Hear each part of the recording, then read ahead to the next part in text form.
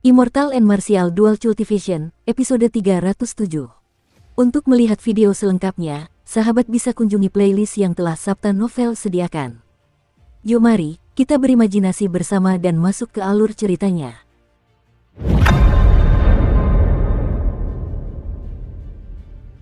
Ketika salah satu teman Zuo Yuxi yang berada di belakangnya mendengar berita itu, dia tidak bisa menahan tawa, hahaha. Sudah lama kukatakan padanya untuk tidak terlalu percaya diri. Namun, dia memilih untuk tidak mendengarkan. Lihat apa yang terjadi, dia akhirnya kehilangan nyawanya. Memang pantas dia mendapat itu. Dia bahkan tidak repot-repot mencari tahu seberapa kuat dirinya terlebih dahulu. Saat itu, ketika kami dengan baik hati menasihatinya, dia malah berani bersikap sombong. Aku telah mendengar tentang 7 pembunuh angin hitam. Beberapa murid sekte dalam yang memiliki sumber daya besar ingin membunuh mereka, tetapi semua murid itu akhirnya tewas. Mengingat Xiao Chen belum kembali, kemungkinan besar kemalangan telah menimpanya. Ayo, kita pergi. Jangan bicarakan ini lagi. Ayo kita ambil uang saku bulanan kita. Dengan menggabungkan uang saku ini dengan hadiah dari misi ini, kita bisa membeli beberapa pil dan mulai bercocok tanam. Zuo Yuxi menggelengkan kepalanya dan tidak berkata apa-apa. Dia juga tidak ingin mengatakan apa-apa lagi. Lagi pula, seberapapun dia menyukai Xiao Chen sudah meninggal. Tidak perlu terlalu memikirkannya. Yang terpenting adalah menjalani hidupnya sendiri. Saat Zuo Yuxi memikirkan hal itu, dia mendongak dan melihat sosok putih yang familiar di pintu masuk aula misi. Orang itu tidak menunjukkan kegembiraan maupun kesedihan di raut wajahnya yang lembut. Ekspresinya sulit dibaca saat ia dengan tenang membelah kerumunan di aula misi, menuju ke loket untuk menyerahkan misi. Orang ini mengenakan jubah putih dengan sehelai kain biru melilit kepalanya. Orang ini pasti Xiao Chen. Melihat Zuo Yuxi dan yang lainnya sedikit mengejutkannya. Dia mengangguk pelan kepada Zuo Yuxi yang terkejut dan melanjutkan perjalanannya. Bagian ini membuat Zuo Yuxi dan kelompoknya tercengang. Mereka semua saling bertukar pandang, memperhatikan tatapan tak percaya di mata masing-masing. Aku yakin orang ini menyerah pada misinya dan lari kembali. Itu pasti benar. Bahkan jika 2 atau 3 murid sekte dalam dengan sumber daya yang melimpah bekerja sama dalam hal ini, mereka akan kesulitan menyelesaikan misi ini. Bagaimana mungkin dia bisa menyelesaikannya sendirian? Aku yakin itu juga benar. Sebelumnya, kelompok orang ini hanya mengatakan bahwa Xiao Chen telah meninggal. Namun, ketika mereka melihat Xiao Chen masih hidup dan sehat, reaksi pertama mereka adalah mengira bahwa Xiao Chen telah menyerah pada misi tersebut. Xiao Chen menyerahkan dokumen misi kepada administrator berpakaian hitam. Kemudian, dia mengeluarkan ketujuh kepala itu satu persatu. Ekspresinya tidak berubah saat dia berkata, ini adalah sidik jari kepala klan Feng dari kota Dingsui. Ini adalah kepala 7 pembunuh angin hitam. Maaf telah merepotkan senior untuk memeriksanya. Ketika Xiao Chen selesai berbicara, ekspresi Zuo Yuxi dan yang lainnya berubah drastis, tampak sangat terkejut. Mereka semua menarik napas dalam-dalam dan berkata, bagaimana mungkin? Orang itu benar-benar membunuh 7 pembunuh angin hitam. 7 pembunuh angin hitam cukup terkenal. Banyak murid sekte dalam Supreme Sky Sect yang memiliki sumber daya melimpah telah tewas di tangan ke-7 orang ini. Jadi, orang-orang di sekte dalam cukup mengenal 7 pembunuh angin hitam. Ketika orang-orang di aula misi mendengar bahwa seseorang telah membunuh 7 pembunuh angin hitam, mereka semua menatap Xiao Chen dengan penuh keraguan. Administrator yang mengenakan pakaian hitam itu tidak berani lengah. Ia segera memanggil seseorang untuk memeriksa para pejabat. Tanpa banyak kesulitan, ia memverifikasi informasi tersebut. Kejutan pun terpancar di matanya. Jelas sekali, administrator itu tidak menyangka Xiao Chen akan benar-benar menyelesaikan misi ini. Dia mengeluarkan 50.000 batu roh tingkat unggul dan berkata, bukti misi dan sidik jari itu asli. Ini hadiahmu. Setelah keraguan mereka sirna, beberapa orang tercengang. Mereka tidak percaya bahwa seorang murid dari alam rendah yang baru saja masuk sekte berhasil membunuh 7 pembunuh angin hitam. Adapun Zuo Yuxi dan kelompoknya, mereka saat ini merasa sangat bimbang. Mereka tidak lagi berani mengatakan apapun. Meskipun hadiah telah diberikan, poin kontribusi belum dihitung. Administrator berpakaian hitam itu melanjutkan, Anda menerima misi bulan lalu tetapi menyerahkannya bulan ini, jadi poin kontribusi akan dihitung untuk bulan ini. Xiao Chen mengangguk sebagai tanda mengerti. Terakhir kali dia berada di sini, dia telah memahami cara kerja sistem poin kontribusi. Sekte dalam memiliki peringkat kontribusi. Mereka akan menghitung poin di akhir bulan, dan 20 murid sekte dalam teratas akan menerima imbalan tambahan sesuai peringkat mereka pada saat mereka mengambil uang saku berikutnya. Karena telah membunuh 7 pembunuh angin hitam, Anda akan mendapatkan 1000 poin kontribusi. Anda dapat memeriksa peringkat kontribusi, nama Anda seharusnya sudah ada di sana. Meskipun administrator berpakaian hitam itu merasa terkejut melihat Xiao Chen membunuh 7 pembunuh angin hitam, dia tidak banyak bertanya dan melakukan semuanya sebagaimana mestinya. Setelah mengucapkan terima kasih kepada administrator, Xiao Chen pergi ke peringkat kontribusi. Peringkat kontribusi itu berupa dinding kristal yang terbagi dari atas ke bawah menjadi 100 kotak. Kotak pertama bertuliskan, murid sekte dalam Yun Feiyu, 9.000 poin kontribusi, peringkat 1. Xiao Chen pernah mendengar sedikit tentang orang ini sebelumnya. Di antara murid-murid sekte dalam, dia sangat rendah hati dan misterius. Dia bukan anggota dari salah satu dari 5 faksi besar asli. Yun Feiyu beroperasi sendirian. Kecuali dia menjalani kultivasi tertutup, dia akan selalu berada di peringkat pertama dalam peringkat kontribusi. Kebanyakan orang mengharapkan dia menjadi pewaris sejati berikutnya. Di bawah Yun Feiyu terdapat para pemimpin dari 5 faksi besar asli. Dari peringkat 2 hingga peringkat 6, mereka adalah Yu Ziqiang, Meng Hongguang, Feng Wuheng, Bai Zihao, dan Lan Feichen. Kelima orang ini sangat berpengaruh. Mereka bergerak sesuka hati dan bersekutu dengan orang lain. Mereka sering merampok sumber daya murid-murid sekte dalam lainnya. Tidak mengherankan jika mereka berada di peringkat 10 besar. Peringkat ke-7 dan ke-8 adalah murid veteran. Mereka juga mandiri, hanya saja tidak sepopuler Yun Feiyu. Peringkat ke-9 dan ke-10 ditempati oleh 2 orang yang baru-baru ini menjadi terkenal di sekte dalam, Situ Gang dan Guiwu. Dari keduanya, yang satu berasal dari alam pertempuran, dan yang lainnya membawa jutaan batu roh tingkat unggul dari alamnya. Keduanya memiliki bakat yang bagus, dan mereka segera menggunakan sumber daya yang melimpah yang mereka miliki untuk naik pangkat di sekte dalam sekte langit tertinggi. Xiao Chen terus melihat ke bawah dan menemukan namanya berada di peringkat ke-20. Jika peringkatnya tidak berubah hingga akhir bulan, dia akan mendapatkan imbalan tambahan bulan depan. Guiwu, yang berada di peringkat ke-10, hanya memiliki 5.000 poin kontribusi. Jika saya berusaha, saya seharusnya bisa masuk ke 10 besar. Namun, untuk bulan ini, mari kita kesampingkan dulu. Setengah bulan ini sudah berlalu. Xiao Chen masih ingin menempa tubuh fisiknya dan memahami niat pedang dengan tingkat pemahaman 60% yang sempurna, sehingga dia tidak punya waktu untuk menyelesaikan misi. Setelah berpikir sejenak, Xiao Chen bersiap meninggalkan aula misi dan mengambil uang saku bulanannya. 10 mutiara pengumpul roh itu masih cukup menarik. Saat Xiao Chen lewat, Zuo Yuxi jelas menunjukkan ekspresi bimbang di wajahnya. Seolah-olah Zuo Yuxi ingin mengatakan sesuatu tetapi tidak tahu bagaimana caranya. Saudara Xiao, selamat. Setelah berjuang cukup lama, Zuo Yuxi akhirnya memanggil Xiao Chen. Xiao Chen berhenti tetapi tidak menoleh. Dia hanya menjawab dengan lembut, terima kasih banyak. Mereka yang berada di puncak akan merasa kesepian. Meskipun Xiao Chen tidak berada di puncak, dia juga bukan orang biasa-biasa saja. Dia tidak memandang rendah mereka yang lebih menyukai kehidupan yang mudah dan nyaman. Namun, orang-orang ini seharusnya tidak mengkritik pilihan orang lain karena pilihan mereka sendiri. Anda mungkin puas dengan hal yang biasa-biasa saja, tetapi Anda tidak bisa mengejek orang lain karena impian mereka. Jika Anda bergabung dengan kelompok orang ini, akan sulit bagi kita untuk melanjutkan interaksi kita, untuk membangun persahabatan sejati. Xiao Chen menggelengkan kepalanya, menepis pemikiran itu. Banyak murid sekte dalam di aula misi menyaksikan dengan tak percaya saat dia berjalan keluar dengan tenang. Setelah Xiao Chen menerima uang saku berupa 10.000 batu roh tingkat tinggi dan 10 mutiara pengumpul roh, dia berpikir untuk mengubah lingkungannya. Area tempat tinggalnya agak kecil dan banyak orang di sekitarnya, tempat itu tidak cocok untuk pemahaman. Xiao Chen merapikan kamar tempat dia menginap lalu pergi. Kemudian, dia dihentikan oleh sekelompok orang. Bocah, kau cukup hebat. Kau bahkan berhasil menyelesaikan misi membunuh 7 pembunuh angin hitam. Kelompok ahli muda dari faksi Guiwu telah mengonsumsi pil pengumpul intisari. 10 orang datang dan menghalangi jalan Xiao Chen sambil melepaskan aura yang ganas. Namun, Guiwu tidak ada di antara mereka. Pemimpin kelompok ini adalah seorang pendekar pedang berjubah hitam yang murung dan berwajah dingin. Kultivasinya cukup bagus, telah mencapai tahap akhir Raja Bela Diri tingkat rendah. Kilatan mengerikan muncul di mata pendekar pedang ini. Mengingat dia memimpin sekelompok murid sekte dalam yang telah mengonsumsi pil pengumpul intisari, jelas dia datang ke sini untuk menindasnya. Xiao Chen tahu mengapa kelompok orang ini berada di sini. Dia tersenyum tipis dan berkata, tepat pada waktunya. Jika kalian tidak datang mencariku, aku pasti sudah mencari kalian. Pendekar pedang berpakaian hitam itu tertawa terbahak-bahak dan berkata, apakah kau mencari kematian? Jangan berpikir bahwa setelah membunuh 7 pembunuh angin hitam, kau berhak menantang Tuan Muda Gui kami. Biar kukatakan, Tuan Muda Gui sudah naik ke tingkat menengah Raja Bela Diri.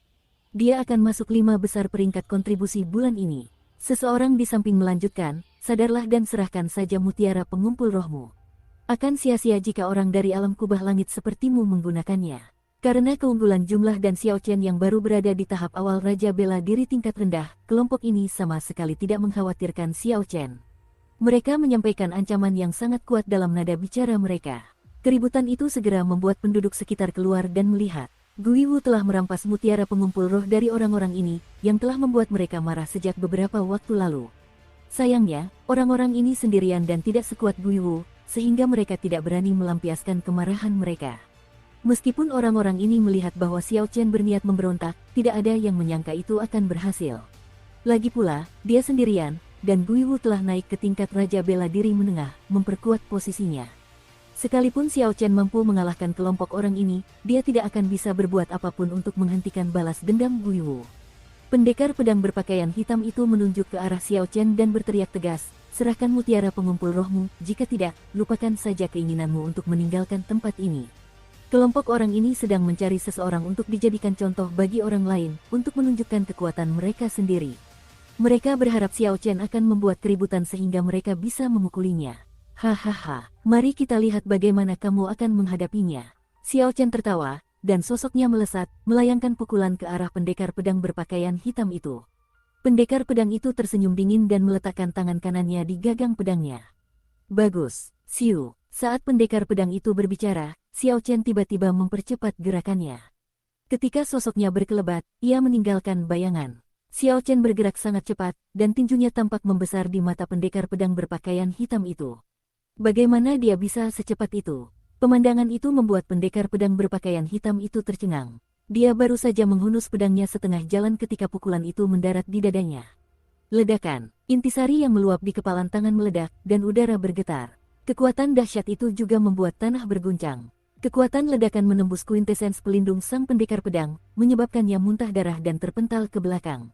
Pedang pendekar itu jatuh ke samping. Wajahnya jelas dipenuhi kengerian, dia terbatuk dan memuntahkan seteguk darah lagi. Dia berkata dengan susah payah, serang bersama. Hajar dia sampai babak belur. Setelah mengatasi keterkejutan awal mereka, kelompok yang mengikutinya kembali sadar dan dengan cepat maju, mengepung Xiao Chen. Xiao Chen tersenyum tipis, dan dengan gerakan telapak tangannya, pedang bayangan bulan muncul di tangannya. Dia tidak menghunus pedang itu, dia hanya menyalurkan intisari murni dan luasnya serta niat pedang yang telah dia pahami hingga 60% ke dalam sarung pedang. Ini adalah waktu yang tepat bagi Xiao Chen, dia bisa menguji niat pedang sempurna yang telah dia pahami hingga 60% dari teknik pedang Feng Xingsheng. Xiao Chen tetap tenang dan terkendali. Meskipun dihujani serangan sengit dari kelompok Raja Bela Diri tingkat rendah, dia bergerak dengan santai. Saat dia mengayunkan sarungnya, dia menghancurkan semua serangan yang datang. Setelah menemukan beberapa celah, dia menggunakan sarung pedangnya untuk menyerang dengan kekuatan petir. Niat pedang dan kuintesens meledak dan membuat berbagai sosok terlempar. Setelah mendarat, mereka tidak bisa bangkit lagi. Xiao Chen tidak menahan diri. Dia mematahkan setidaknya beberapa tulang orang yang dipukulnya. Mereka perlu beristirahat setidaknya sebulan untuk pulih. Yang lain tercengang. Inilah akibatnya ketika Xiao Chen tidak menghunus pedangnya. Jika dia menghunus pedangnya, maka orang-orang di tanah itu pasti sudah mati. Pertempuran itu tidak berlangsung lama. Dengan kuintesens Xiao Chen yang kuat, dia memiliki keunggulan dalam menekan orang-orang ini. Xiao Chen jelas hanyalah seorang raja bela diri tingkat rendah tahap awal. Namun, ketika mereka bertarung, dia dengan mudah menghancurkan teknik bela diri orang-orang ini. Banyak orang tidak mengerti apa yang sedang terjadi. Sial, ujung sarung pedang itu membentur tanah dengan keras, menghasilkan suara nyaring yang menggema di sekitarnya. Pendekar pedang berpakaian hitam dan kelompoknya tidak dapat berdiri. Sisa aura pedang yang masih melayang di udara terus berdengung seperti pedang berharga yang berdesis. Ketika Xiao Chen mendengar ini, dia sedikit mengerutkan kening. Dia masih belum memiliki kendali penuh atas niat pedangnya yang baru dipahami 60%. Namun, itu sudah jauh lebih baik daripada sebelumnya. Xiao Chen, jangan terlalu senang dulu. Tunggu saja Tuan Muda Gui menyelesaikan misinya dan kembali. Tunggu saja, teriak pendekar pedang berpakaian hitam itu dengan ganas dari tempat ia tergeletak di tanah.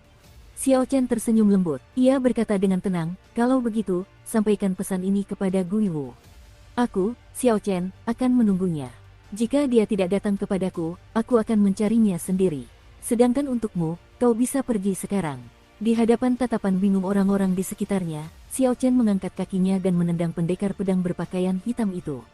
Kekuatan tendangan itu sangat besar, membuat pendekar pedang itu terlempar dengan kecepatan yang sulit diikuti oleh mata para penonton. Hati yang dipenuhi amarah menghalangi keharmonisan dalam pikiran seseorang. Seorang pria sejati tidak memiliki kebencian yang tidak akan ia balas dendam. Karena Guiwu berani merebut mutiara pengumpul roh milik Xiao Chen, ia harus membayar harganya. Sejauh apapun jaraknya, Xiao Chen akan merebutnya kembali darinya. Xiao Chen cepat atau lambat harus berurusan dengan Guiwu. Bagaimana mungkin dia takut akan ancaman pendekar pedang berjubah hitam itu? Di kota bagian timur, terdapat halaman-halaman pribadi yang khusus diperuntukkan bagi murid-murid sekte dalam. Halaman-halaman ini memiliki ruang kultivasi yang tenang, tempat latihan yang lengkap, dan lingkungan yang elegan, semuanya bersih dan sederhana. Urat roh tingkat 1 di ruang kultivasi hanya memasok kebutuhan penghuni halaman. Tinggal di tempat seperti itu lebih dari 10 kali lebih baik daripada area perumahan awal. Namun, harganya sangat tinggi. Sewa 1 bulan akan menelan biaya 200.000 batu roh tingkat unggul. Meskipun Xiao Chen merasa sedih karenanya, dia tetap menyewa halaman tersebut. Hanya dengan memiliki urat roh untuk dirinya sendiri saja sudah sepadan dengan harganya. Selain itu, dia juga membutuhkan tempat yang besar dan tenang untuk merenungkan niat pedangnya. Xiao Chen menghabiskan 400.000 batu roh tingkat tinggi dalam sekejap untuk membayar sewa selama 2 bulan. Seorang pelayan membawanya ke halaman yang telah ditentukan untuknya. Halaman rumahnya terletak di samping sebuah danau yang indah. Danau itu luas dan berkilauan. Pohon-pohon rindang berjajar di tepi danau, bergoyang tertiup angin. Halaman-halaman serupa tersebar di sepanjang tepi danau setiap beberapa ratus meter. Sebenarnya, ini adalah area tempat tinggal para murid sekte dalam yang kaya raya.